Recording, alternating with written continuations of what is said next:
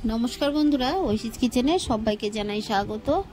आज आमी एकटा नतून रेसिपि निये चले एसेछि। रेसिपिटी खूबई सहज। निरामिष दिने बा जे कोनो दिने आपनारा पटलेर एई रेसिपिटी बानिये खेये देखबेन एटा कतटा भालो लागे।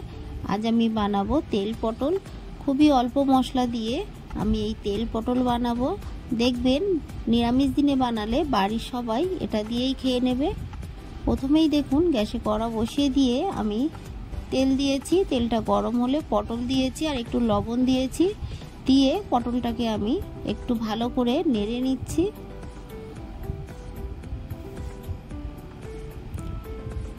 এরপর আমি এর মধ্যে দিয়ে দেব অল্প একটু হলুদ গুঁড়ো।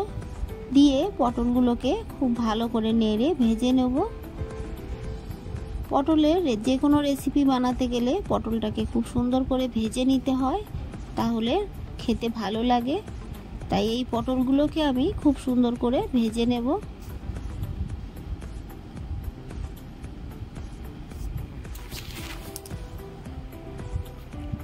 মিডিয়াম ফ্লেমে আমি পটলগুলোকে সুন্দর করে ভেজে নেব। হাই ফ্লেমে ভাজবো না, তাহলে পুড়ে যাবে আর পটলগুলো শক্ত হয়ে থেকে যাবে। দেখুন পটলগুলোকে আমি ভেজে নিয়েছি।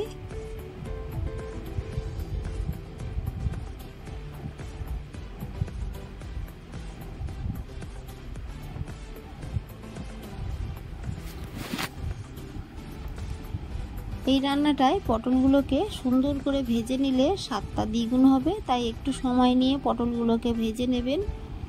সব পটলগুলোকে ভেজে আমি তুলে নেব।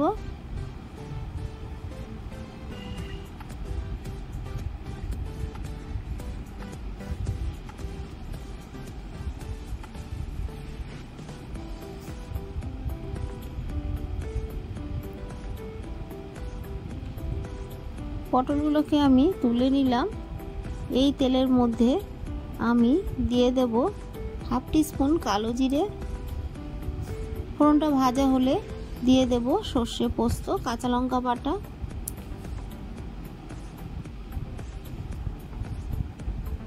এরপর এর মধ্যে দিয়ে দিলাম লবণ আর দিয়ে দিলাম খুবই সামান্য চিনি, দিয়ে দিলাম হলুদ গুঁড়ো।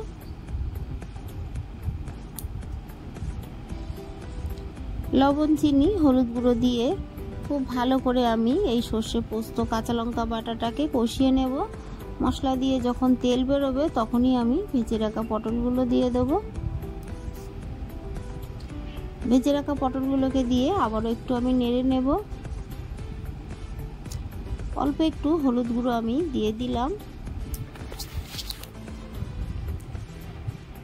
ভালো করে আমি পটলগুলোকে কষিয়ে নিয়ে অল্প জল দিয়ে দেব। খুব বেশি জল দেব না, তবে আপনারা যেমন গ্রেভি রাখতে চান সেই মতোই জলটা দেবেন। আমি খুব বেশি গ্রেভি রাখবো না, তাই খুব বেশি জল দিলাম না। পটলটা সেদ্ধ হওয়ার মতোই জল দিলাম। আর অল্প একটু গ্রেভি থাকলে ভাতের সঙ্গে খেতে দেখবেন ভালো লাগবে। মিডিয়াম ফ্লেমে পটলগুলোকে আমি রান্না করে নেব। একটু চেখে দেখে নিলাম সবকিছু ঠিক আছে কিনা। অল্প একটু চিনি আমি এর মধ্যে আরো দিয়ে দিলাম। দিয়ে ভালো করে নেড়ে আরো একটু রান্নাটা করে নেব।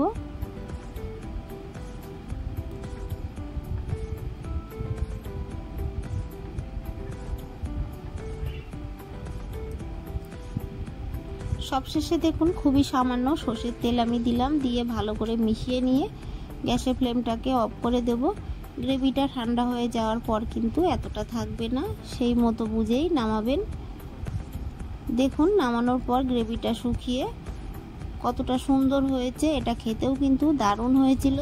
তাই নিরামিষ দিনে বা যে কোনো দিনে বাড়িতে পটল থাকলে এইভাবে তেল পটল বানিয়ে বাড়ির সবাইকে খাওয়াবেন আর আপনিও খাবেন। গরম ভাতে দেখবেন ভালো লাগে। আমার এই রেসিপিটি ভালো লাগলে আমার চ্যানেলটিকে সাবস্ক্রাইব করে আমার পাশে থাকবেন। পাশে থাকা বেল আইকনটিও টিপে দেবেন, তাহলে আমি যখন কোনো নতুন ভিডিও ছাড়বো আপনাদের কাছে পৌঁছে যাবে। রেসিপিটি ভালো লাগলে একটা লাইক করতে ভুলবেন না। রেসিপিটি কেমন লাগলো আমাকে কমেন্ট করে জানাবেন। ভালো থাকবেন, সুস্থ থাকবেন। আবার দেখা হবে পরের ভিডিওয়।